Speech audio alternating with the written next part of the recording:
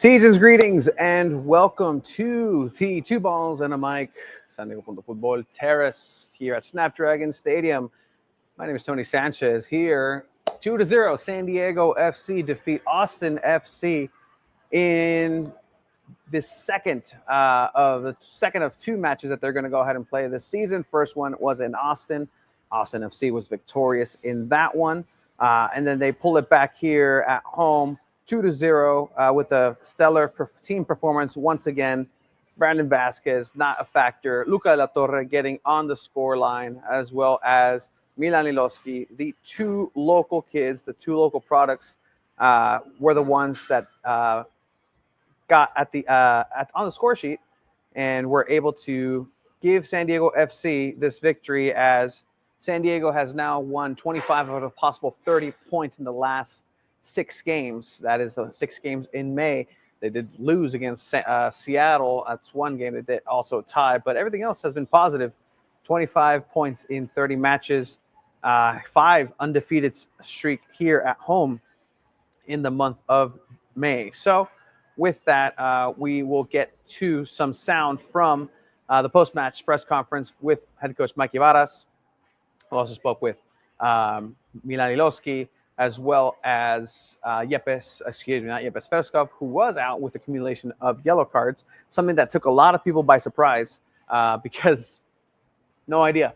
That's one of the things where we're just kind of waiting. I wanted to confirm with some people up in comms for SDFC, hey, where was this extra yellow card? Was it during the run of play? Clearly it wasn't. They're not entirely sure, so it might have been something that was just annotated at the end of the game notes for this last match against Seattle. Had to be, or else that just means that he played where he should have already had an additional yellow card and making that 5. But in any case, Yepes Verskov or not, SDFC still matriculated the way that they have been doing things this whole entire season, really making this Right to Dream play style their own, the San Diego FC play style. Something that I mentioned here on this last episode of Two Balls and a Mic every Monday at 8 p.m. on this very channel, is that I'm going to start calling it San Diego FC's play style, because yes, it's a Right to Dream baseline, that DNA that's starting to really form and make their own, but I think it's a unique style with unique players on the field, and that's what's been paying dividends. So on top of that, some unfortunate news with Chucky Lozano being substituted out in the 65th minute with an apparent injury to the back of this leg, the exact same location as the injury that left him out for 26 days. It seemed like a re-aggravation of that injury. It was a non-contact play. Did speak with head coach Mike Ibarras at the end. He didn't have a lot of information, didn't feel comfortable giving information. But either way, it's just, just on the eye test, it's, it's disappointing to see Chucky in that situation, just because, just called up for the Gold Cup roster, had a chance to really shine and showcase why he's should be considered for not just the Gold Cup, but potentially for Javier Aguirre in la Selección Mexicana for World Cup considerations. Thank you, everybody who's joining here live from Snapdragon Stadium, post-match in the Two Balls and a Mic Terrace. The party in the Sycuan area is going off. People are still slowly getting out and into their cars for the night. An exciting night here at Snapdragon Stadium where, look, I'll just mention it off the top, right? Supporter section seemed to be a little bit different today. Same but different. With all due respect to everybody down there, it was great. It was good. They were good out there. If I had to say that it was different in a certain way, it was good because it sounded like the acoustic version of the supporter section, and that's not a bad thing. Check out Nirvana's Unplugged. Check out Soez Unplugged. Some of the greatest performances, but a great overall performance from the people that were here. I know there is just discussions happening with Frontera San Diego. Hopefully those get settled before the June 7th match against America. So we have some comments here. It's obviously unbiased as hell. I feel the small forward sounded great tonight, again, in reference to that that supporter section. Season greetings to everybody who's joining. Jeff, as well, Captain America and the Hidden Valley RVP scored. Let's fucking go, D. Give a clean sheet props as well. Absolutely, another clean sheet. The newly extended CJ Dos Santos getting himself a clean sheet as well tonight. That's putting him really in that elite upper echelon of goalkeeping in the MLS as well. Not just with his performances, but also on the stat sheet. And again, that's a group effort. Something we spoke with CJ Dos Santos in training about was just kind of like, does that really mean like what we think it means in terms of like the stats? You look at those things, and he was like, yeah, no, it all starts with me. The most goalkeeper response, like, I know I'm CJ Dos Santos, and it all starts with me at the back, because that's the play style that we have, and it's I'm trusted with that ball, and I'm trusted with that in order to be able to start the play from the back, and really, really, really cool on there. A lot of thoughts here on the supporter section as well, but let us know what you think. Let us, like, as if there's more people here. Let us know what you think about the match itself, and what it's going to look like for San Diego FC moving forward as they go on an away stint, at least for MLS. For a while, they will not play in June in league play here at Snapdragon Stadium at home. So, and there's a lot of fatigue happening out there as well. We play America on the 20th. Incorrect. That is on the 7th. June 7th, Saturday, June 7th is the next game here at Snapdragon. That is going to be against Club America, who just lost against LAFC 2-1 in the Leagues Cup playoff mishmash. So that means that America will stay here, and maybe they want to go ahead and get a little frustration out on San Diego FC, or vice versa. Not too bummed we didn't get a Brandon Vasquez. Bro was non-existent, and again, that is kudos and credit to what the defense is able to do.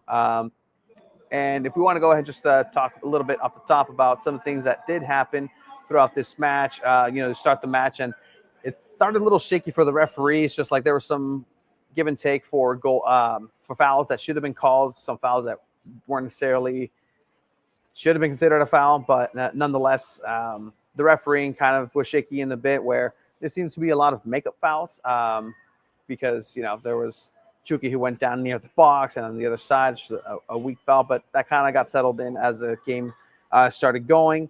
But there was a lot of inconsistency there. Towards the 26th minute of the first half, San Diego FC was already dominating possession of the ball, and throughout you can tell that San Diego was the dominant team here at Snapdragon.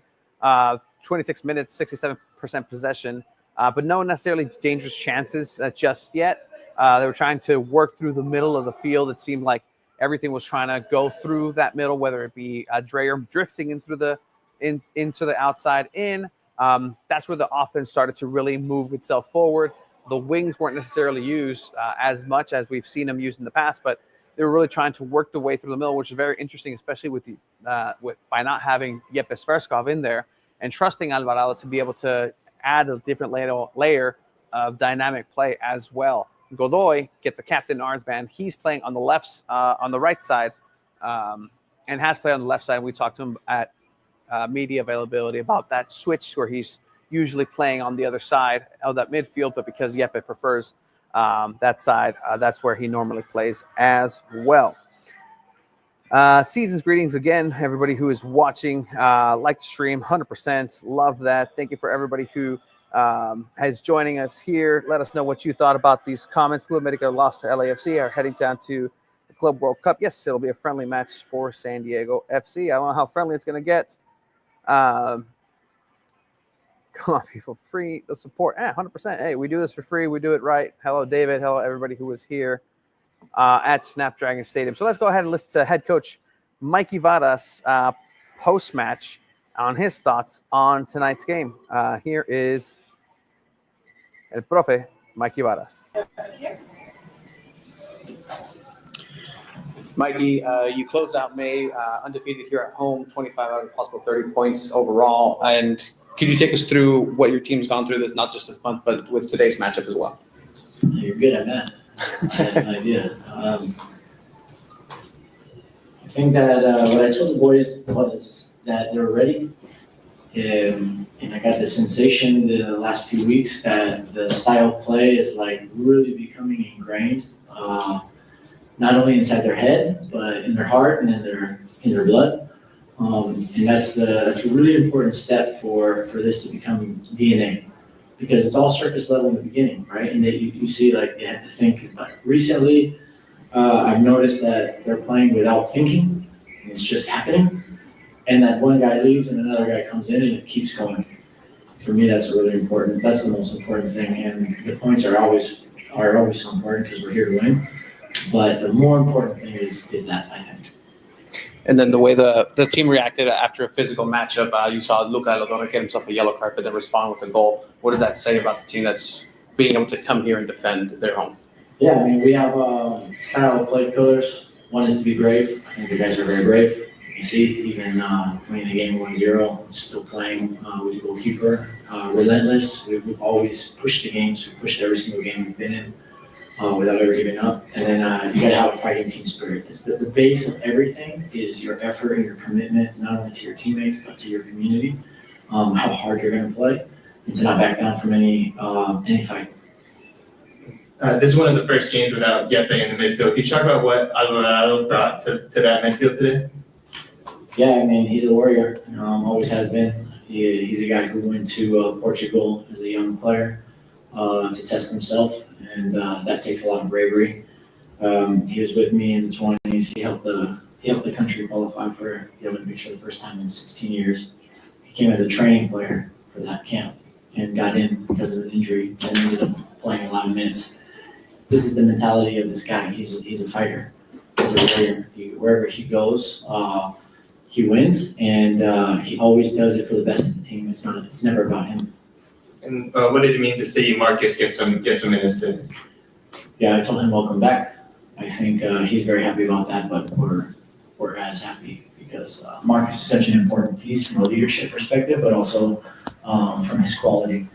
And you can see he almost scored right away. So we knew he was available from 80th minute, and we were going to get him in for sure, so he can start building his rhythm little by little.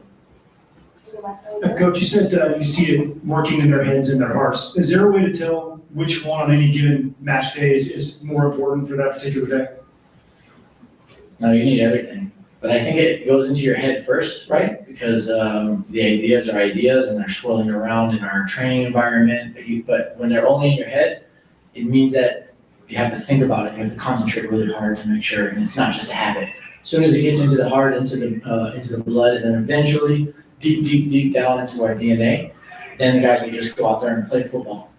And all of the principles will come to life because they'll just be playing the game that they know. And then we know the depth of talent that San Diego offers at the youth level, but to have two of the locals, and Luca and Alonso, score for you tonight. Now, what does that say about where this city is in terms of a soccer and football mentality? Yeah, it's always been a giant in terms of the talent that exists here, the passion that exists here, and I've said it before. This club's going to be a giant. It's going to be a giant. It's not a matter of if. It's a matter of when. But I can imagine, 10, 15 years down the line with training the entire region in terms of how we want to play. The national team's really benefiting from even more talent coming out of this area. Monkey, an update on GP and what's your level of frustration or sympathy towards him, knowing how big of this next few weeks and month is? Yeah, I mean, he felt something. We don't have enough information. I don't have enough information to tell you what it is, but obviously he stepped out and he never wants to step out of anything.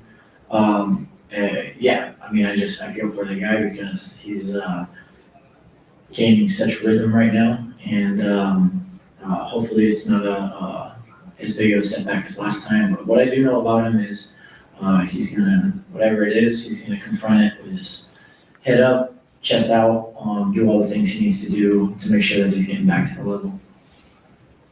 I believe it's the same leg as the last injury.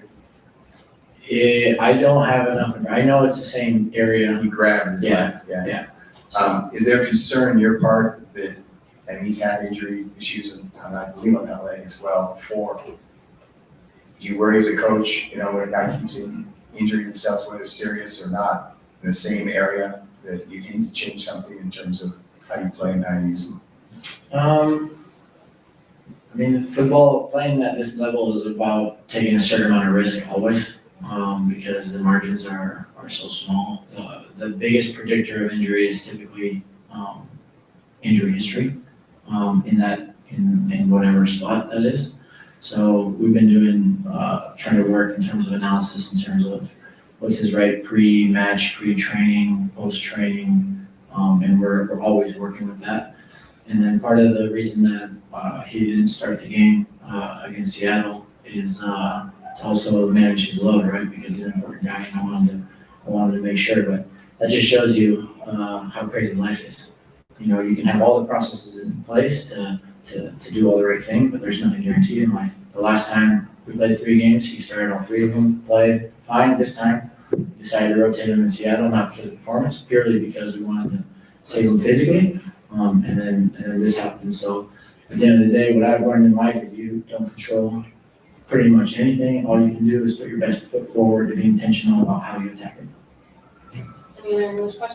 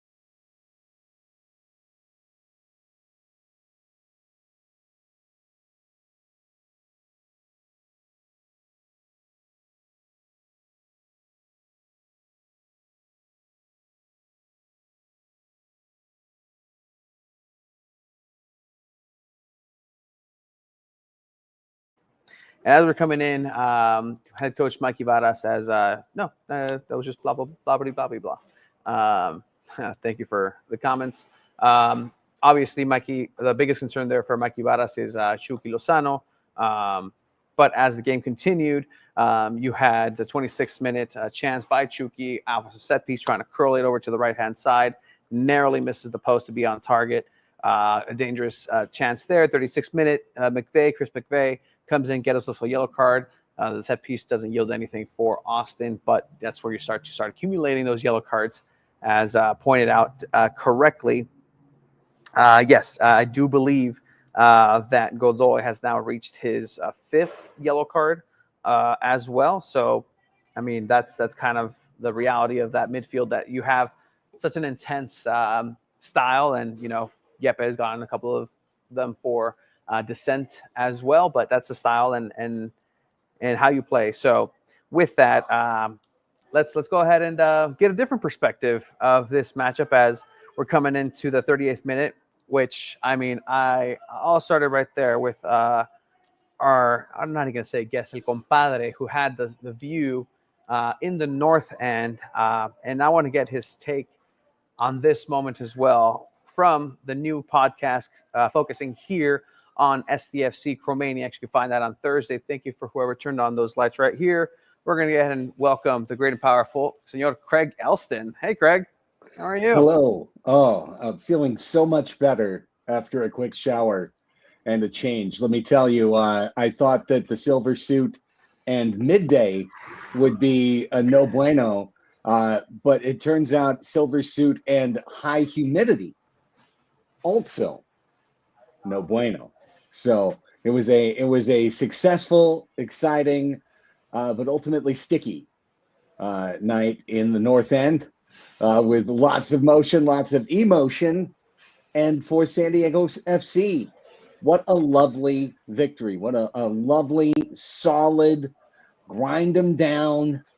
Never felt like the moment was wobbling. Dos Santos made a couple of decent saves along the way, but overall, I was very impressed. I don't know how you feel, but I was very impressed by the win overall. Yeah, no, there was definitely points where you can say, hey, they had every excuse in the world to say, hey, this is salud a todos. That, Yepes Verskov, you can definitely say, look, we're going to try out there. Maybe we need a different identity. Maybe we need to adjust. But nope, they kept to their principles, the way that they play. And the question was, well, the team hasn't won with Alvarado starting. That's a huge component there. Alvarado gets to start.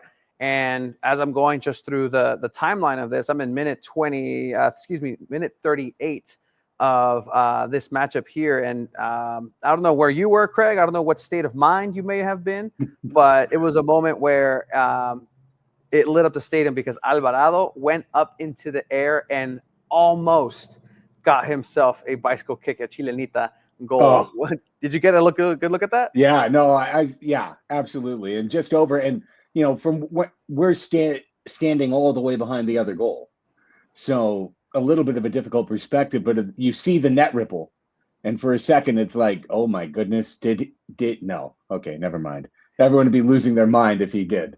So yeah, no, but it was What would you call it, Chilenita? Yeah, it's a Chilenita is Chilenita. Yeah.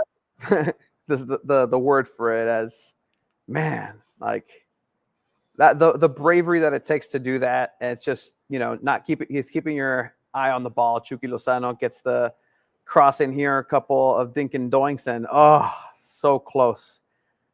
I asked him about that in the post-match press conference, and he was like, yeah, like it looked like it was going to go in. I did everything right. And you know what? Sometimes they go in, sometimes they don't. And let me tell you, that's one of those kids that, and I said kid because 21, I believe, that you see him and he's like, this guy's a consummate professional. He's a 10-year veteran, the way he conducts himself, the way he approaches the game, the way he approaches training, the way he approaches next man up mentality.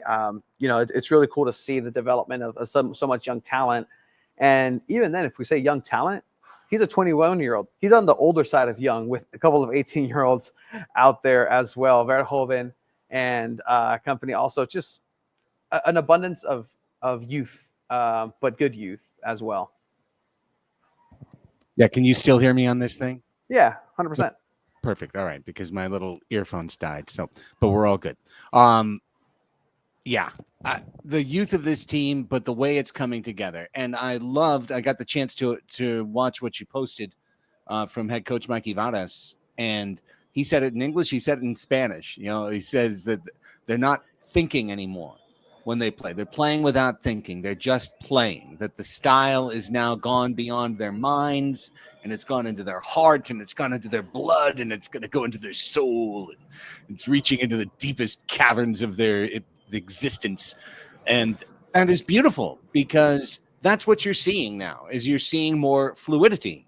You're seeing, to keep the marketing team happy, flow. The flow is continuing for San Diego FC, and what I'm really impressed by is that in a match like this where they get the lead, I don't want to break you off your timeline, but when they do get the lead, when they get out of that first half scoreless, there wasn't a let up. It felt like to me a moment of, okay, we're going to give Austin a chance to get the reins. San Diego FC is always on the front foot. And for a team like Austin that's so offensively challenged, it almost eliminates their ability to score.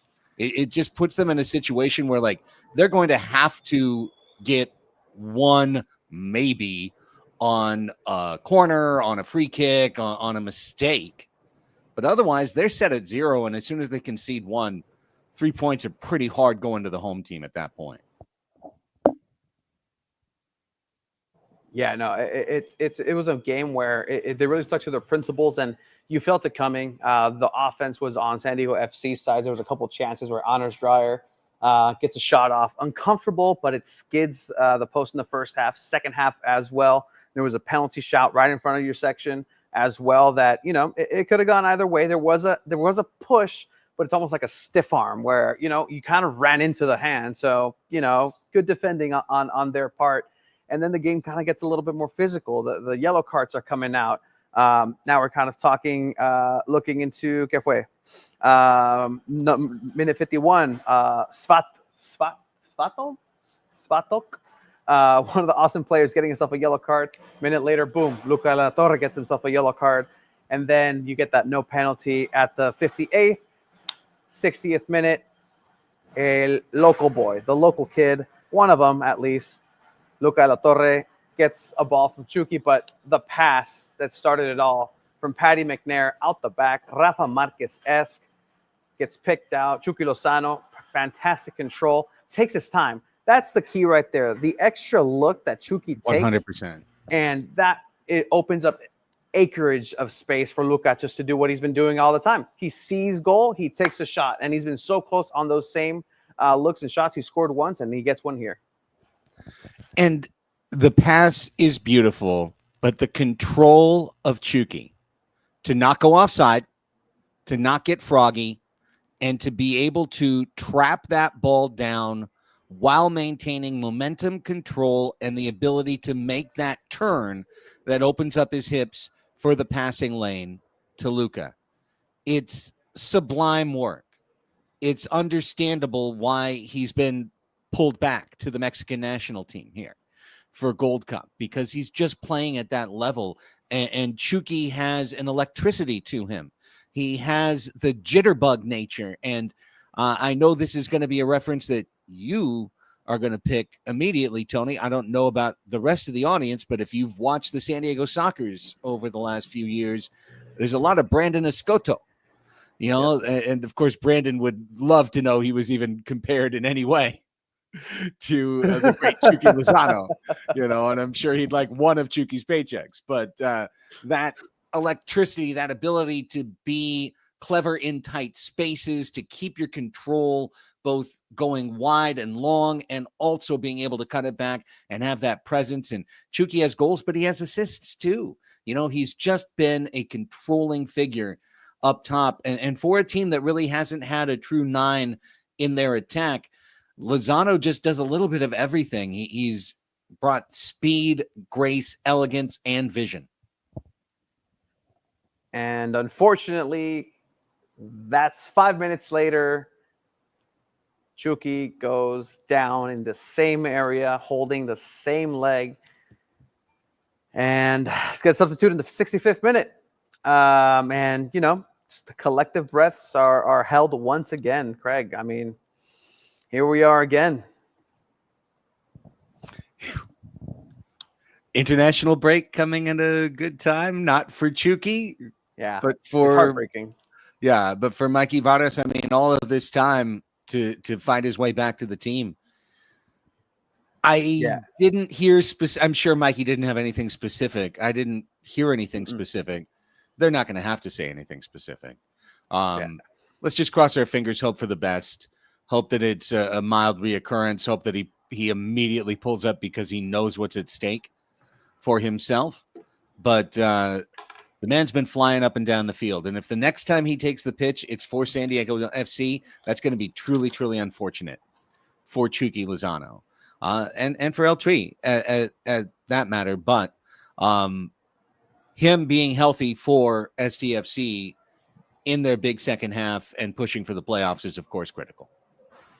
Yeah, and again, like you just get that national team call up, and you see what it means to him and how he's worked together. I mean, I don't want to point like just to instances, but like that last sprint against LA Galaxy, like you just kind of take the mileage of all that, what that meant. And did Mikey Varas think that he was one Chucky Lozano in the second half away from winning in Seattle? Like would have the result been the same had he just kept load managing him in this midweek game? All these factors that, you know, it's come and gone. But Chucky, hopefully we'll get more information on that as it comes by. Also, just here, curious, Andres Reyes still on the team? Yeah, no, I'm he's still like it's my little sign. Like I'm gonna keep this until he shows up again. Just Andres Reyes ? Are you like holding it up in the back of the press room during? Yeah, just is he here? Is he here? No? Okay. Sliding it under Tyler Heap's door.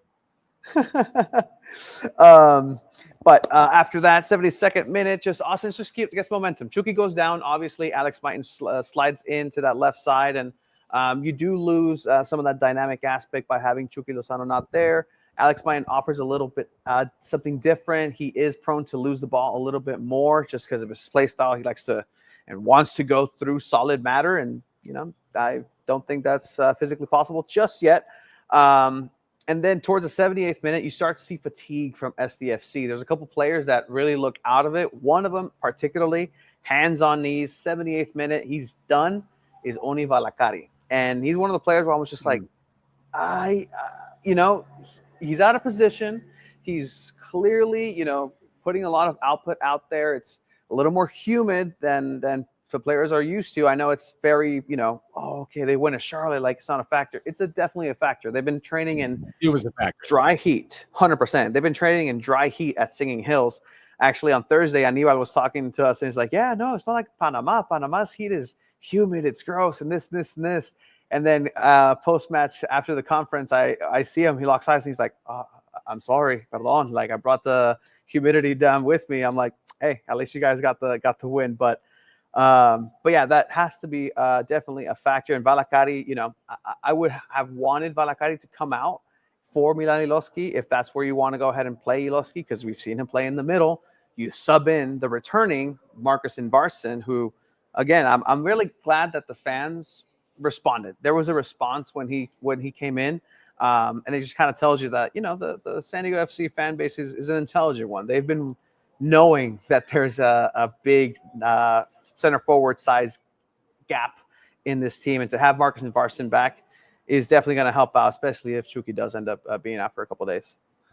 I was really excited to see Invarson back out there. We talked about that on Chromaniacs episode 1, that the number 9 position is probably where SDFC has been the most wanting this year.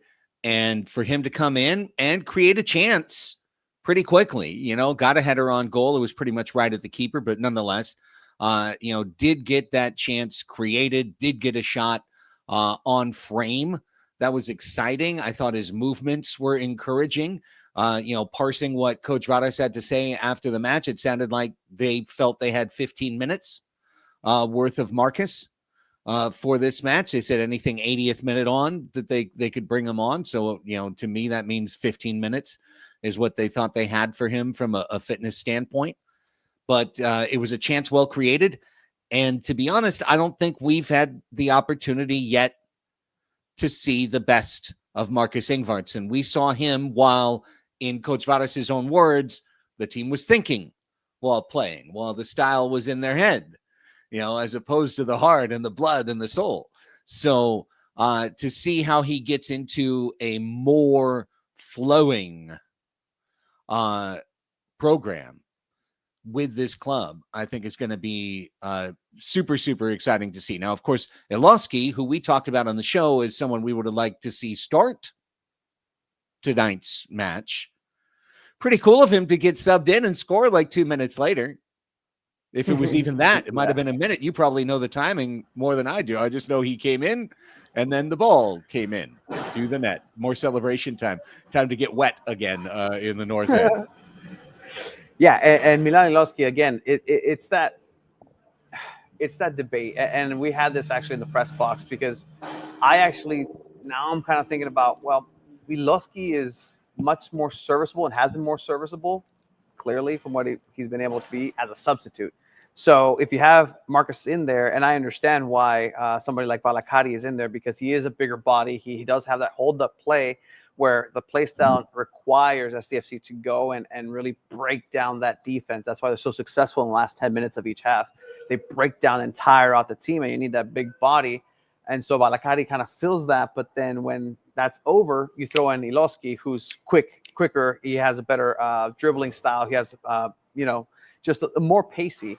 And so that's a good offset there. But, I mean, as a super sub, Iloski's been working. So, I mean, if that's the secret, if he's going to be playing better as a super sub, then you just keep going with that formula. And especially with Marcus in, I can also see a world where Marcus gets thrown over to the left, because he can play over on the left-hand side, throw Iloski down the middle, and then play that way. So, again, just to see some of the comments, like what are we going to see here in June? We're going to have some creativity have to happen because of international breaks and obviously some injuries now. Yeah, and in particular, next week we're going to be out 7 of 11. So we're going to see an entirely different starting lineup, and we'll see a lot of creativity, and we'll see plan B and a part of plan C, coming up for San Diego FC. But perfect timing in that sense for the break to give Vadas and Heaps an opportunity to evaluate a little bit more along the way. Seeing a couple of the questions and comments in the chat just for GJ07, Chromaniacs, indeed, getting its own separate podcast feed. As somebody who started a few podcasts, it usually takes 2 or 3 for all of the different machines and aggregators and allocators to put them out there. So stay with us. In the interim, the Chromaniacs show will go out both on San Diego Punta Football and on the Padres Hot Tub feed. And as it populates its own feed a little bit better, and of course available here on YouTube as well. Jeff's comment, absolutely brilliant. No extra time. I look to the sideline. I know where to look. PA guy, right? I look over. I'm like, where's the guy? I see 4501 whistle. Whoa. And all of a sudden, it's the second half. Went up, went over, used the restroom, grabbed an ice cream sandwich, brought it back. Second half has started. Like, holy crap, what's going on around here? That was super fast. Great win. Here's what I want to get out of your way. I just wanted to come and kind of give you the perspective, maybe a little bit on the north end today and on the purple lot, because it was certainly a different feel. There's no question about that. Walking over there and seeing so many fewer flags, so many fewer tents, it really made, it brought it home. Honestly, seeing the Instagram ad earlier in the day, watch party, at Mason Ale Works, these 3 supporter groups are all going to be there for a home game. It was really disappointing. And in the purple lot, I don't feel I can speak out of turn to say, there were some feelings. And some of those feelings were, hurt feelings, because I think that everyone in every supporter group is in it together. That's why there's a supporters union, because it's a union of all these various supporter groups. There's no supposed hierarchy. There's not a pyramid. There's not one that's been given club number 1 and one that's been given group number 2, group number 3, or anything like that. They're all supporter groups that get recognized by the club. They have to do things to be recognized by the club and to be accepted into the union. So, we talked about it on Thursday, and I understand on some level why certainly DB and Barra wanted to take a match. Chavos standing in solidarity is the only thing I could say there, in terms of presumably their motive. But if the goal was to lessen the experience, or to kind of stick it in the eye of SDFC and say, hey, look at this, you can't do it without us, I think the North End showed that to not be the case in tonight's match, which had all the spirit, all the energy. The groups that were there coalesced, came down a little bit closer to the net. Was the drumming as perfect as it is with our regular A-list drummers? No, but I mean, what would you expect? But I think the message that I would just give back is that the big wheel keeps on turning, and when some people aren't there, other people are going to step up. When people aren't there again, other people will step up again, and they'll get better on their drumming, and they'll improve. And I thought that the energy was great. I looked around, it looked full, it looked really vibrant. And I was really proud. Honestly, I was really, really proud of everybody who chose to come out and support San Diego FC tonight and to stay with it, and I think everyone was there to do the right thing. By the way, little note, probably something you wouldn't know from where you would be in the press box. They shut down egress on the east side of the stadium. You could not leave the north end and go to the east to leave. You had to go out the north end. and they had security guards, they had partitions, and they blocked it off. So in other words, if you wanted to make a run for the upper deck and the upper supporters section, you couldn't. They literally blocked it, which probably cost me one trolley and 15 minutes. 15 minutes overall. And it kind of sucked because I'm like, hang on, why can't I just leave the stadium this way? It's one of those things like making you take your shoes off at the airport. It was kind of like there was that one dude in 2002, and now everyone has to keep taking their shoes off for 23 years. Like, I hope I'll be able to go out of the east end zone, the east side of the stadium again, because it's a lot quicker to get to the trolley. But I'm really looking forward to seeing everybody reunited, both in the purple lot and in the north end, and I hope it takes place. And I am just reporting as kind of a reporter that there are hard feelings, but I think all of those hard feelings were set aside to go in and do the job. The job is to be loud, be crazy, sing, dance, know the chants, move along, stay on time, stay loud. And I think everybody did a really good job. So I was just really, really proud. And for everybody who's here, who was in the north end tonight, that's in the chat, I think everyone did a bang-up job. And that's not a knock at anybody that's in Dago Boys or Barra or Chavos that's watching as well and was at their own watch party. I think we're all part of the same thing, which is to support this club. And I don't think it's necessary always. I understand it, but I don't think it's necessary always to be like, well, there's us, there's this, there's them, there's you. Oh, well, we're not here, so you can do this. No, we're all together. We're all together. And I was really happy. I was really happy how it came together tonight in the north end. Yeah, no, I'll go ahead and I said it at the top of the show. I'm not sure if you caught it, but like it was, the way I could describe it was an acoustic performance of Frontera in the best way possible, right? Nirvana unplugged, like it was. It's still great. It still serves the purpose, and everybody had a great time. I think everybody who's wasn't here as cleaning crew at Snapdragon Stadium is doing their job as well. Hey, I guess. I think that everybody who wasn't here missed out. I've said that a couple times for a couple different things, whether that's the supporter meeting, the first one in downtown, or wherever it may be. Today was one of those days where, at least for a cool towel, like you really missed out on a cool towel for starters. But I think the experience of a game and taking the team over 5 games now unbeaten here at home, 25 out of possible 30 points taken. Thank you, Mikey Badas, for your compliment on my math skills. But that's just the family aspect of here. If you were here, great. If you miss school, you miss out. But hopefully things can get settled together. And there was a media availability supposed to be happening prior to this match with CEO Tom Penn. And he was going to go ahead and address the statement and things that happened, obviously, in the stadium last week. However, it did seem to get pushed just because officially the investigation is still open. Therefore, they're going to run with the statement at this time. Once it's concluded, they may have more words on that, but up until then, nothing yet officially. But I mean, what do you want? Officially, San Diego FC won 2-0. There you go. That's what happened here.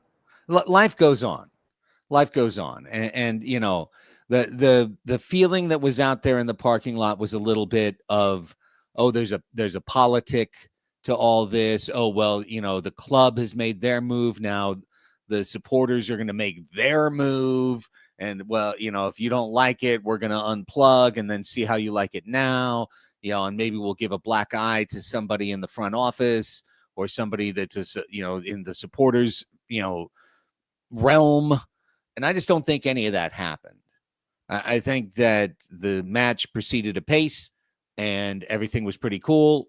And yeah, the folks who do the most drumming for our supporter section weren't there.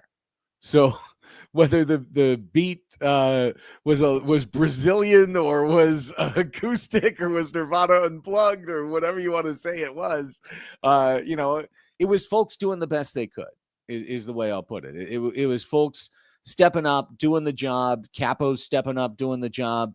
You can probably hear I don't have too much of a voice left right now. It's on the razor's edge, but all in a great way.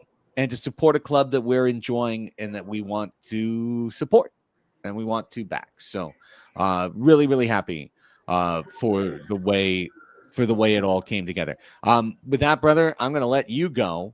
I'm going to jump back out. But a reminder to all the audience, including those who may not know, that the Crewmaniacs is the brand new San Diego FC podcast with myself, with Tony, and with Alex Pena, who is the writer of the Chromatic FC Substack. And we come your way on Thursdays talking everything San Diego FC. So we will be back coming up in just a few days from now. And, of course, on Monday night, Tony and Chiva and Abe and Two Balls and a Mic and the show of record for San Diego soccer here on YouTube. So please, everybody, hit those likes, subscribe, do all the things. Crewmaniacs individual podcast coming to your Apple Podcast, Google Play, Spotify, iHeart, etc. All coming up in the next week or two. But, brother, keep fighting the good fight. And vamos, SDFC. What's the nickname of this team again? Vamos, Chrome Dragon? I mean, everybody's a Crewmaniac in a way. Vamos, Crewmaniacs. Like, right? Everybody's a Crewmaniac who's here. They're a mania of sorts for the Chrome. You know what the thing is, Tony? Right now, everyone's a Crewmaniac in their mind. Yes. But we need them to be a Crewmaniac without thinking. We need them to be a Crewmaniac in their heart and in their blood, in el corazón, in sangre, la sangre, and onward and upward. All right, brother. Perfect. Thank you, Craig, for joining here on the post game. The Two Balls and a Mic, San Diego Punto Football, Toyota Terrace. It's incredible that I'm allowed to do this. You're on the Toyota post-game show. Welcome. Again, like 5 years ago, it's incredible that we get to do this. So thank you to Snapdragon and everybody to have this opportunity. Thank you for joining us in this great space. But Craig, thank you again. We're going to close out with some exclusives from training from one returning Marcus Invarson and Alejandro Alvarado. Who wants to start? That is Milan Iloski. Milan, Tony, San Diego Football, congratulations on getting the score tonight. What has it meant to you, not only to score for San Diego, but just to be able to score and really capitalize on your opportunities here for the squad? Yeah, it means a lot. Of course, this is my city. I love it very much. So to be able to come back and contribute, it's what I was brought here to do, is score goals and help the team. So, I'm really satisfied that I've, scored a few goals now. But, for me, I'm looking forward to the next game and, ready to score more goals. And then what has it been like to really come into this new version of the, quote, right to dream style of play with San Diego and really have that backing of FC Northland with you as well? Yeah, no, I've been with Right to Dream now for a little bit, and it's an unbelievable organization, not just the football stuff, but the things they're doing, the difference they've made. I've been over to Ghana and seen everything, so it's incredible. So for me to continue in the organization is amazing, and of course the football's great. I'm sure the fans really enjoyed it. It's very attacking, and for me it's great to stay within Right to Dream. It's a unbelievable organization, and something I'm very proud to be a part of. Well, you become a real threat coming in late in matches. What is the secret sauce to be able to come in and be effective after being down for maybe 60 minutes in a match and not having much time to make an impact? I think it's it's not easy. You have to stay focused. It's a little bit weird, like warming up on the side. You don't know when your number's going to get called, and you kind of just gotta be ready. Whether it's halftime, 60th minute tonight, 85th or whatever it was. So. For me, it's important to just stay ready, to stay focused, and engaged in the game, and so that when I get on the pitch, I'm ready to go. And how cool is it for you, Luke, to have the 2 goals tonight? Yeah, it's pretty sweet. They were telling us out there. It was pretty cool. So, me and Luca, we've known each other a long time, and now being able to be teammates as adults, it's a pretty cool feeling to be a couple of San Diego kids scoring out here in front of all of our friends and family. So it's definitely special for the both of us. Any other questions?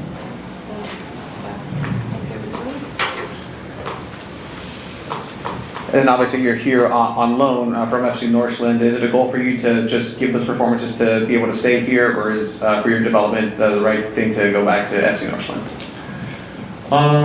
Yeah, I mean, I'm not really sure, to be honest. My job right now is just to focus on the short term, and my life's a little bit crazy at the moment.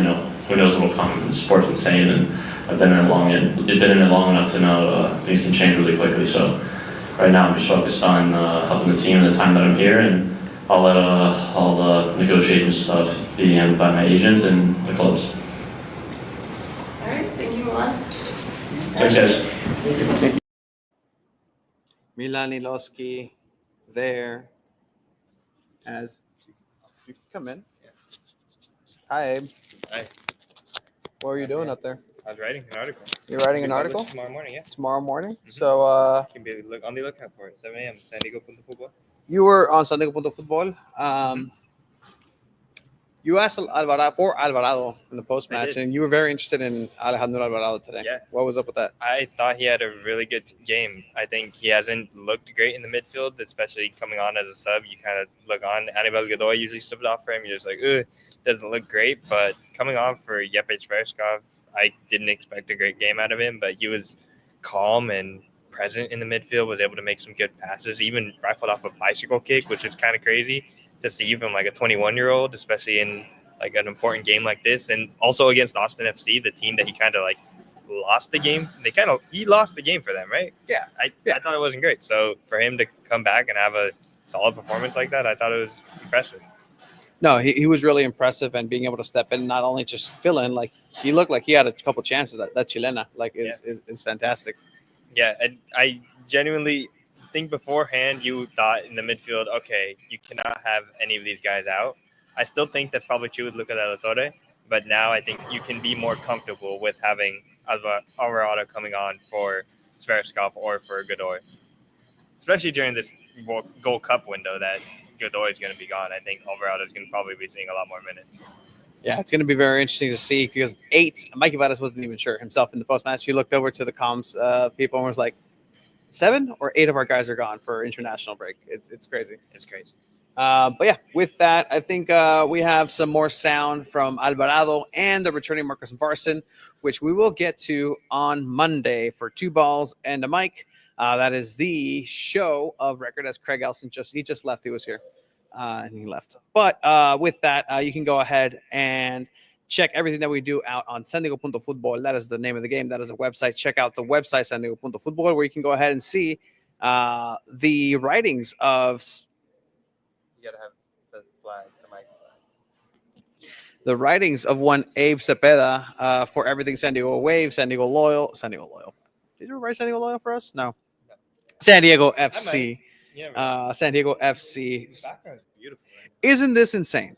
Yeah. Like, isn't this just crazy? It's cool. It's insane. But with that, thank you, everybody. Hopefully, everybody got home safe. We'll see you on Monday for the rest and breakdown of this matchup against Austin FC. 2-0, San Diego FC defeats Brandon Vasquez and CJ Fodry here in San Diego. So long from Snapdragon.